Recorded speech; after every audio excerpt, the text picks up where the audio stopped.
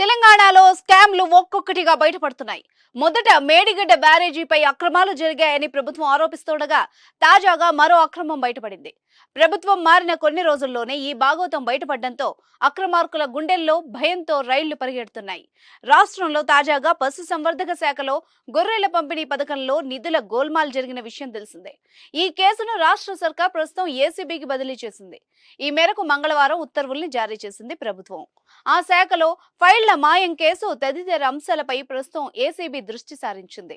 అధికారులు, దళారులు కలిసి గొర్రెల పంపిణీ పథకాన్ని పక్కదారి పట్టించి భారీగా నిధులు కాజేయడం, అమ్మకందారులను, పెంపకందారులను మోసగించడం, ఫైళ్లను మాయం చేయడాన్ని ప్రభుత్వం తీవ్రంగా పరిగణించింది. Gautam neuro care brain stroke, migraine, fits, brain and spine surgeries కి బెస్ట్ న్యూరో సర్జన్. గొర్రెల పంపిణీ నిధుల బదిలీలో ఉన్నతాధికారుల ప్రమేయం ఉన్నట్టు గతంలో పోలీసులు గుర్తించి ఇప్పటికే పలువురిపై కేసులు నమోదు చేశారు. ఫేక్ బ్యాంక్ ఖాతాలు తెరిచి మొత్తం 2 కోట్లకు పైగా నిధులు దారి మళ్లించారన్న అభియోగాల విషయంలో అధికారులపై కేసు నమోదైంది. అయితే ఇదే కేసులో ఇటీవల గచ్చిబౌలి పోలీసులు 4గురిపై చీటింగ్ కేసు నమోదు చేశారు. తాజాగా ఈ కేసును ఏసీబీకి బదిలీ చేసింది ప్రభుత్వం. రాష్ట్రంలో కాంగ్రెస్ సర్కారు ఏర్పాటు కాగానే పలు చోట్ల ఫైళ్లు మాయమవ్వడం వంటి ఘటనలు చోటు చేసుకున్నాయి. అయితే 2017లో గొర్రెల పంపిణీ పథకాన్ని గత బీఆర్ఎస్ రాష్ట్ర ప్రభుత్వం చేపట్టింది.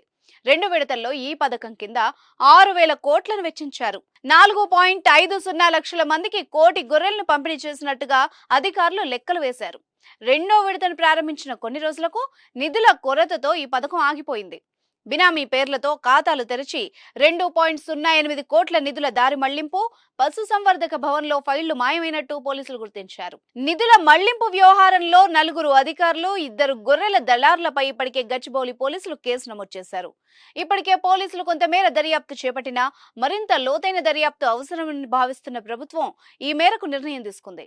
కొందరు అధికారులు, కాంట్రాక్టర్లు, దళారులు కలిసి గత ఏడాది ఆగస్టు నెల మధ్యకాలంలో ఏపీలో పర్యటించారు. 18 మంది రైతుల నుంచి 133 యూనిట్లు అంటే 2,793 గొర్రెలు సేకరించారు. వాస్తవానికి గొర్రెలు విక్రయించిన ఏపీ రైతుల బ్యాంకు ఖాతాలకి నగదు బదిలీ చేయాల్సింది. కానీ అలా చేయకుండా దళార్లకు చెందిన బినామీ ఖాతాల్లోకి 2.08 కోట్లను మళ్లించారు. డబ్బు రాకపోవడంతో ఏపీ రైతులు కాంట్రాక్టర్ను నిలదీశారు. పశుసంవర్ధక శాఖ డైరెక్టరేట్ లో ఆరా తీయగా డబ్బుల చెల్లింపు పూర్తయినట్టు అధికారులు ధృవీకరించారు. కంగుతిన్న కాంట్రాక్టర్ గచ్చిబౌలి పోలీస్ స్టేషన్ లో ఫిర్యాదు చేశారు.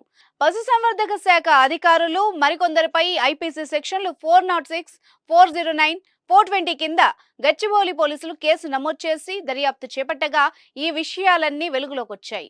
రాష్ట్రంలోని గొల్ల కురుమలకు 75,000 చేతిలో పెట్టి యూనిట్లు కాజేసిన సంఘటనలు, గొర్రెలతో లబ్ధిదారుల ఫోటోలు తీయించి వాహనాల్లో తీసుకెళ్లి రైతులతో ఒప్పందం చేసుకుని మళ్లీ అవే వాహనాల్లో తిరిగి జీవాలను తీసుకెళ్లిన ఉదంతాలు కోకొల్లలుగా జరిగాయి. 20 గొర్రెలు, 1 పొట్టేలుకు బదులుగా చిన్నవి, నాణ్యత లేనివి, రోగాల బారిన పడిన జీవాలను కూడా రైతులకు అంటగట్టారు. గొర్రెల రీసైక్లింగ్, అక్రమ రవాణాపై అప్పట్లో కేసులు కూడా నమోదయ్యాయి. రాష్ట్ర పశుసంవర్ధక శాఖకు చెందిన 24 మంది అధికారులపై శాఖాపరమైన చర్యలు తీసుకున్నారు. ఏసీబీ విచారణలో ఇవన్నీ వెలుగులోకి వచ్చే అవకాశాలు కనిపిస్తున్నాయి.